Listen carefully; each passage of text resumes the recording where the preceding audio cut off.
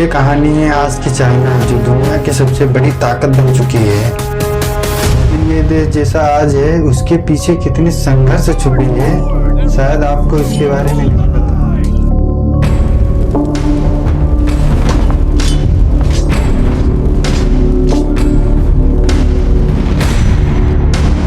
तो बिना देर के वीडियो शुरू करते हैं, एंड तक जरूर देखना। आज का चाइना दुनिया की सबसे बड़ी इकोनॉमी है। टेक्नोलॉजी, पॉलिटिक्स, मैन्युफैक्चरिंग, हर चीज़ में चाइना आगे है। हर चीज़ में चाइना सुपर पावर है। लेकिन जैसा चाइना आज दिखता है वैसा बिल्कुल भी नहीं था। तो चलो आपको बताते हैं इसके पीछे का सच है। तो चलो चलते हैं आज के 2000 साल पहले। 2000 साल पहले एक आदमी था जिसका नाम था क्विन शी होंग, जो चाइना का पहला सम्राट था। 2000 साल पहले चाइना 6 राज्यों में बटा हुआ था। हर राज्य अलग अलग थे, हर तरफ जंग, खून खराबा, मतलब बहुत ही बुरी हालात में थी। तो उसी बीच इंग जैन का जन्म हुआ और इंग जैन 13 साल की उम्र में ही राजा बन गए। लेकिन उसका सपना छोटा बिल्कुल नहीं था और उसने कड़ी मेहनत और युद्ध करके उन सभी 6 राज्यों को एक एक करके जीत लिया और धीरे धीरे पूरे चाइना को अपने कंट्रोल में कर लिया। लेकिन क्वीन शी होंग अपने आप को राजा नहीं मान रही थी। हाँ, आपने सही सुना, क्वीन शी होंग अपने आप को राजा नहीं मान रहे थे, वो अपने आप को सम्राट मानते थे। तो यहीं से शुरू हुआ सेंट्रलाइज्ड चाइना। एक कानून, एक सिस्टम और एक कंट्रोल।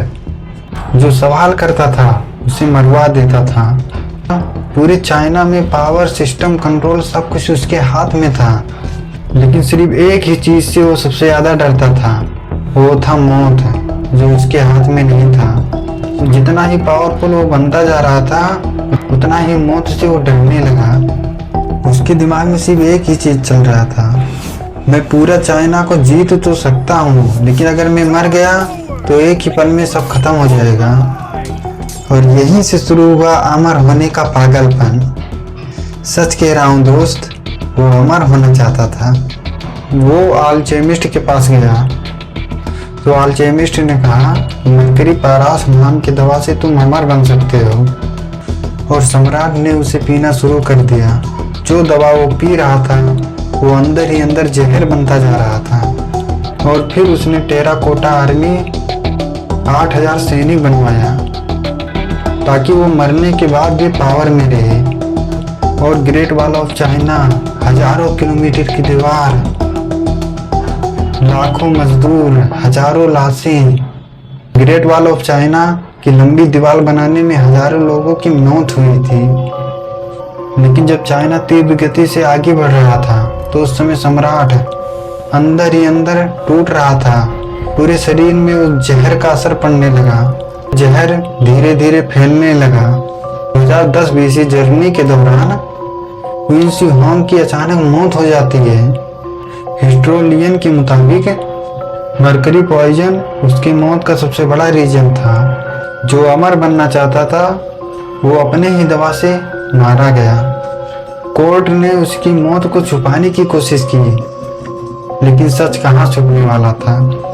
और 4 साल में ही सख्त कानून, जबरदस्ती मजदूरी करवाने के कारण, जनता के विरोधों के कारण क्वीन डायनेस्टी गिर गई और पूरे साम्राज्य को 15 साल में समाप्त कर दिया गया।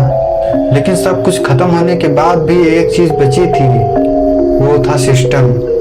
आज का चाइना डिसिप्लिन पर चलता है, स्ट्रॉन्ग कंट्रोल में है और बहुत बड़ी सोच के साथ चलता है। इसकी शुरुआत हुई थी चाइना के पहले सम्राट क्वीन शी होंग से।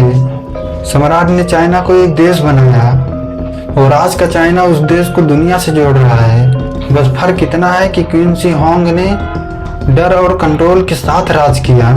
आज का चाइना प्लानिंग सिस्टम से काम करता है। लेकिन सच ये है दोस्तों कि जब पावर को समझ कर इस्तेमाल ना किया जाए तो बहुत खतरनाक भी हो सकता है। इतिहास हमें एक ही चीज सिखाता है, इंसान बड़े बड़े देश को एक साथ जोड़ सकता है लेकिन मौत को कभी कंट्रोल नहीं कर सकता। हिस्ट्री सिर्फ कहानी नहीं होती, वो हमें फ्यूचर के लिए वार्निंग देती है। अगर आप ऐसे गहरी, सच्ची और सोच बदलने वाली कहानियाँ चाहते हो तो सब्सक्राइब करना मत भूलना, क्योंकि यहाँ आपको हर तरह का सच, सच को सच और गलत को गलत बताने वाली हर तरह की वीडियो मिलेंगी। मिलते हैं किसी और वीडियो में। सब्सक्राइब करना मत